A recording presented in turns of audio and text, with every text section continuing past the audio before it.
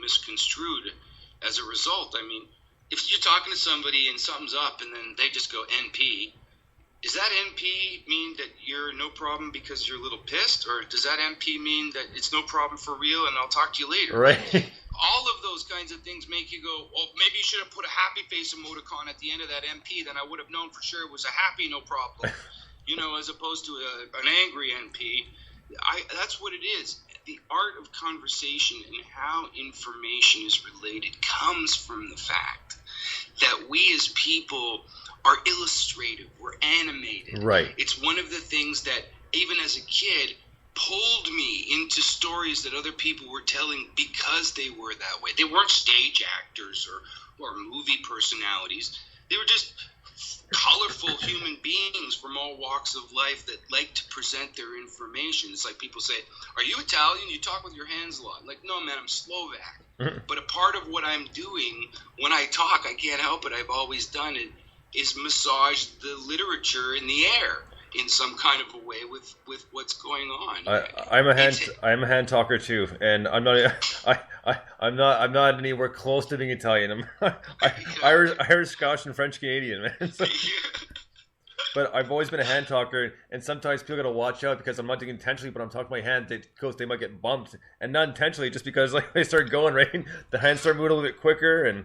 But the guy at the airport that's doing the hand signals is the one that tells the airplane where to go. And at a distance, when you see people going like this, you start to wonder what's going on. Very true. They're your body flags. They're your, whoa, yeah. Hey, come here a minute. Yeah. Whatever it might be. They all have. That's the thing about, as I say, as amazing as social media can be, and technology is. You and I are talking hours apart. Right. One night I'm talking to somebody in Singapore from my kitchen table. Like, it's unbelievable. But I always, and you and I both have that age experience to know what life is like without that. Exactly. Always see how beautiful it still can be. A lot of times you hear like, "Oh, how do we ever get by with cell phones?" You waited till you got home, and checked your answering machine, right? So. And we never had call waiting or call display. You just picked it up. Yep. Hello? Uh-oh. Who? Yeah, he's not here right now. Yeah, right. But that's it. I guess we are all, we have always evolved, and technology has always evolved with us. Necessity is the mother of all invention.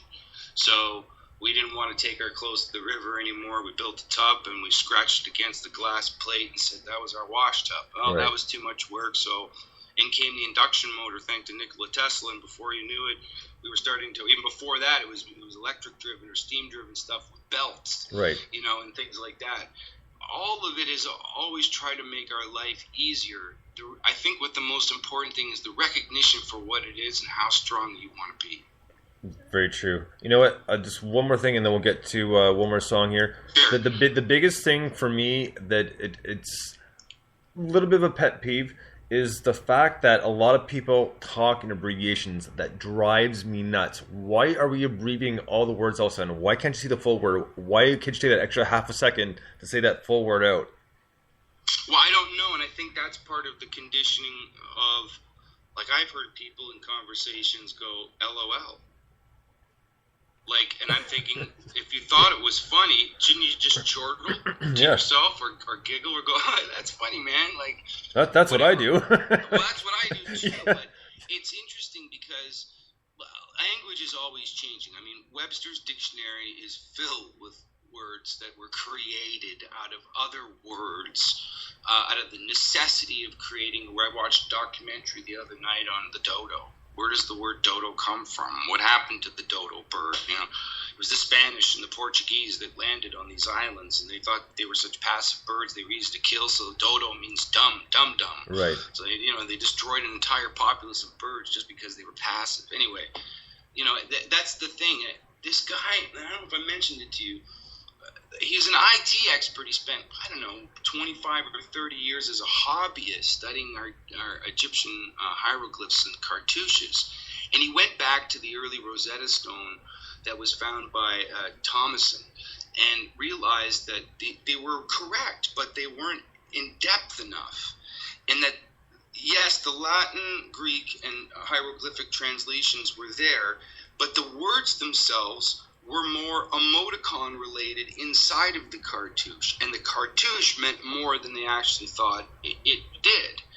And it was fascinating to listen to him talk about this stuff. Now, Egyptologists and linguists are all going back trying to analyze all this stuff and figure out more about what it really means. And right. He said something very profound.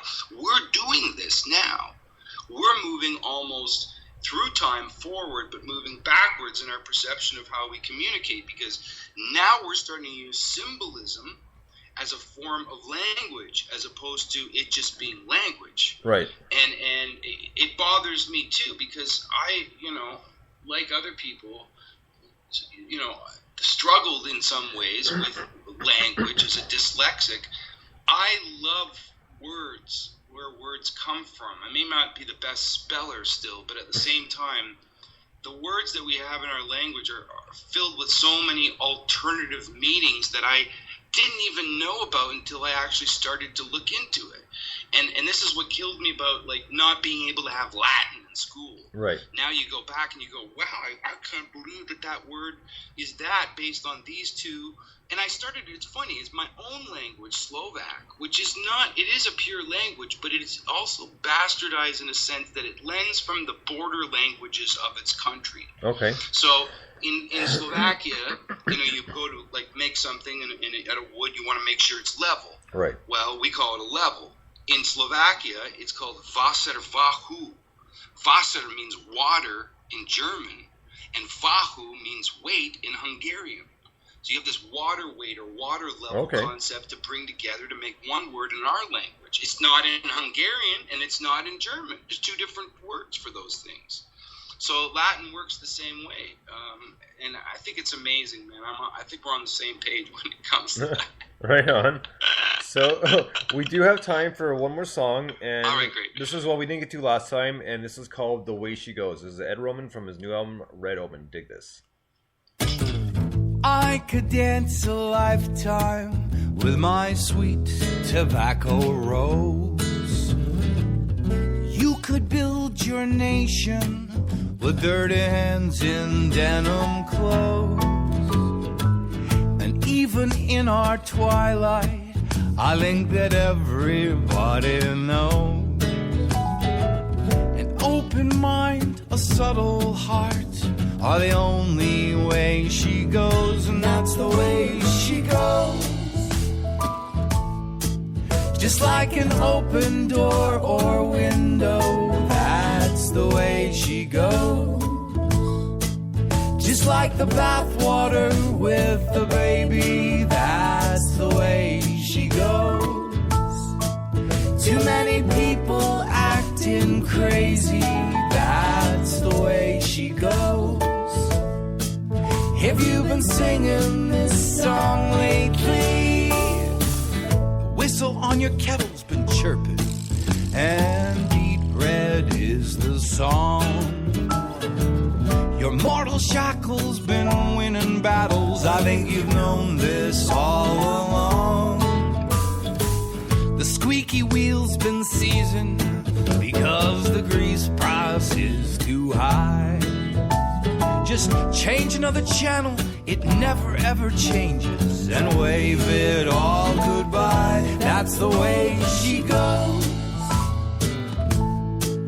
Just like an open door or window, that's the way she goes. Just like the bathwater with the baby, that's the way she goes. Too many people acting crazy, that's the way she goes. If you've been singing this song lately, sha-la-la-la-la-la, we know it's wrong but we say it's right. Sha-la-la-la-la-la-la, we know it's black but we say it's white. Sha-la-la-la-la-la, you gotta put up a hell of a fight. Yes, you do.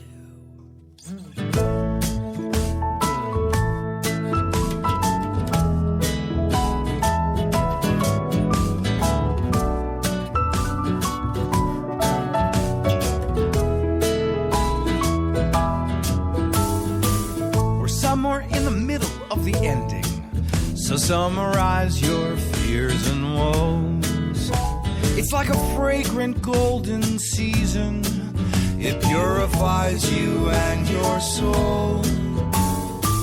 I tip my hat to rebels when the newsman calls him foe. And if you check inside your pockets, you'll find it's all just one big show. But that's the way she goes. Just like an open door or window, that's the way she goes. Just like the bathwater with the baby, that's the way she goes. Too many people been acting crazy, that's the way she goes. If you've been singing this song lately, that's the way she goes. If you've been singing this song lately, that's the way she goes. If you've been singing this song lately, that's the way she goes. If you've been singing this song lately, that's the way she goes. If you've been singing this song, that's the way she goes.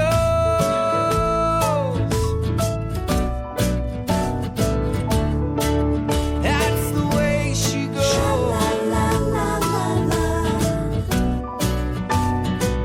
If you've been singing this song, if you've been singing this song lately, that's the way she goes.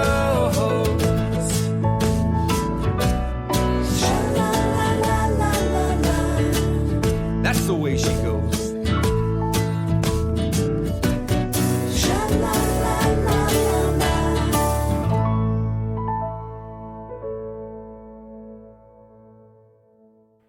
All right, that was Ed Roman with The Way She Goes, and that's, you know, if you just look at the title and head into the song, you almost expect the way it played out to play out, just because, you know, it's mellow and it's just like, no, it's like it's because that's the way she goes, you know, it's just somewhat of a generic term, but you know, it's kind of at the same time it gives you kind of a couple different meanings of it. It's just, you know, it's the way she goes, so it happens, but it's all good anyways. It's just like the bathwater with the baby, man. Like the tune says, it's supposed to be like the older person sitting down talking to the youngster, Right. You know, and the things that what would you say to that person? I asked this question on a show a while back, and it was like, what would you now at the age of 40-something say to your younger self?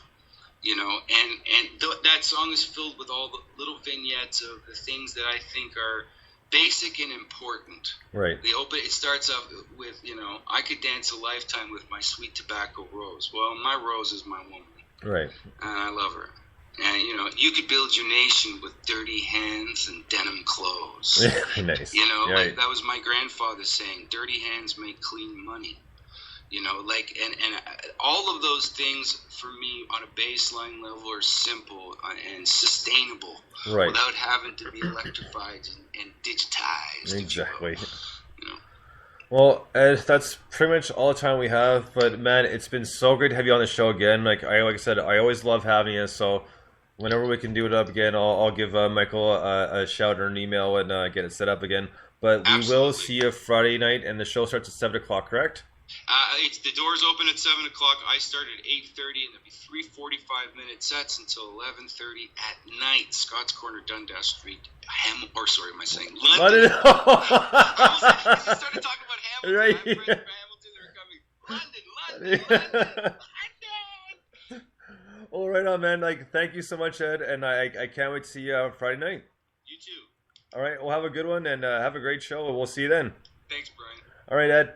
Ciao, Take buddy. it easy. You too.